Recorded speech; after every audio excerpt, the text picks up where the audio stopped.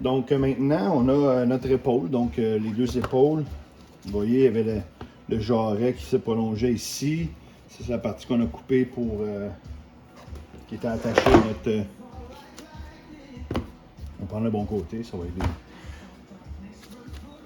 Vous voyez, c'était là, attaché comme ça. Donc là, on va prendre l'épaule qui avait le jarret ici, dans le fond.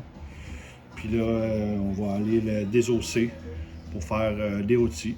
Puis si jamais on veut avoir des cubes ou quoi que ce soit, ben, c'est seulement qu'une épaule qui est désossée qu'on va parer un peu plus. Donc, l'étape suivante, vous voyez, pour faire une épaule, bon, on va commencer par l'épaule avec os.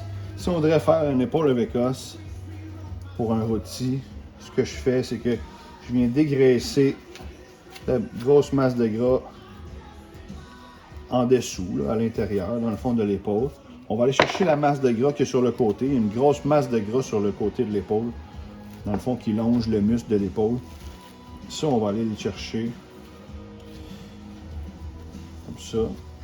Et j'aime bien récupérer le petit muscle paussier qui se retrouve, qui recouvre la masse de gras justement. Donc ça recouvre la masse de gras, on l'enlève, cette partie-là. Donc on enlève la masse de gras qui est sur le côté de l'épaule comme ça, qui est aussi à l'intérieur. Moi j'enlève tout d'un coup, je m'assure de ne pas jeter de la viande. Comme ça.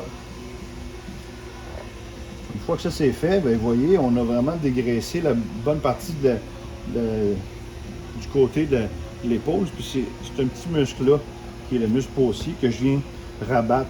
Je le garde, puis je viens le rabattre. Ça vient faire comme une protection, puis une belle finition. Ensuite de ça, il y a le pectoral ici, la brisquette. Donc, on enlève un petit peu de gras en dessous pour être sûr de terminer mon travail en dessous de la pièce, puis pas avoir à y revenir. Vous voyez, on a dégraissé le dessous de notre pièce. La quantité de gras restante, c'est raisonnable. On peut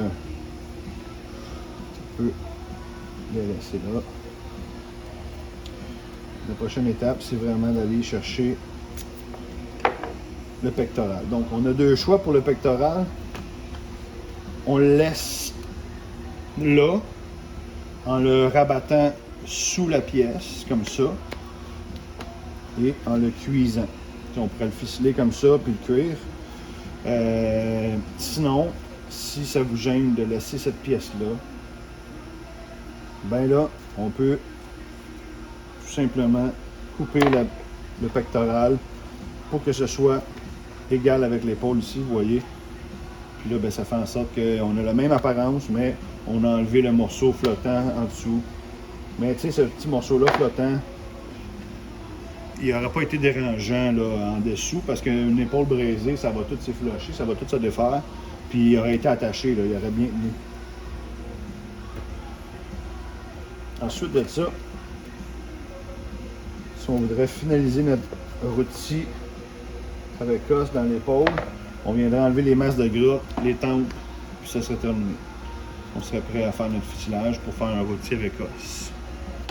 Donc, la prochaine étape, c'est vraiment le désossage de notre épaule. Donc, moi, je commence toujours à désosser de l'intérieur. Donc, la partie ici, si on a besoin de faire un rôti, on va la garder lisse puis belle comme ça pour être en mesure de faire une belle présentation. Fait qu'on le revire. Puis en arrière, ben, c'est là qu'on va commencer notre désossage. Donc, pour ce faire, on a notre os, le bout de notre os d'épaule là, qu'on fait. On doit trouver où la jonction. Donc l'os commence là, puis il s'en va jusqu'ici. On sent une grosse partie de l'os qui est l'articulation. Donc, la première incision qu'on devrait faire, c'est ça. Ici, on a notre articulation. On peut se faire une marque au début pour être sûr de savoir c'est où qu'on s'en va. Puis là, l'autre os, ben, il se dirige vers le bout de notre épaule ici. Donc, l'autre marque qu'on devrait se faire, vous voyez, je vais aller me dégager un peu le muscle. Je vais rabattre le muscle pour aller bien faire mon incision, mais l'autre os est là. Donc, j'ai un os comme ça, j'ai ma jointure, puis je m'en viens ici pour désosser. Donc, qu'est-ce que je fais pour désosser une épaule d'agneau? C'est que je viens faire mon incision jusqu'à l'os pour être en mesure de commencer le désossage. Un coup, je suis à l'os, là, je viens gratter l'os avec le côté de mon couteau pour m'assurer de garder le maximum de viande sur mon rôti. De chaque côté, vous voyez, ce qu'on vient d'enlever, c'est le sous-scapulaire. Dans le fond, il se retrouve sous le scapulum, l'omoplate, donc sous-scapulaire. Et puis là, on vient faire la même chose avec. On fait le tour de nos os. Ce que j'aime bien faire, moi, c'est d'aller dans l'articulation ici, dégager l'omoplate. Donc, on passe en arrière. On dégage vraiment comme il faut de chaque côté l'os d'omoplate. Et puis là, après ça, en appliquant une pression vers le haut, on est capable d'aller dégager l'os de la viande sans passer le couteau.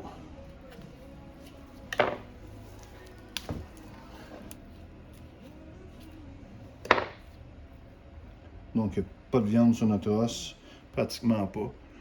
Ok. On a fait un bon désossage.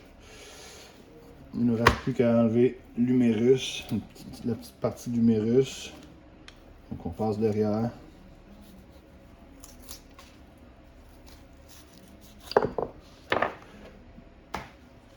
Voilà. Un petit tendon ici qui est relié à l'humérus, qu'on peut enlever, qui est très épais. Sinon, ça vient conclure le désossage de notre épaule. Donc, on peut rabattre le tout où c'était avant d'enlever l'os. On a notre épaule d'agneau qui est désossée. Si on le retourne, bien, on voit vraiment la même apparence que tantôt, mais là, elle est sans os.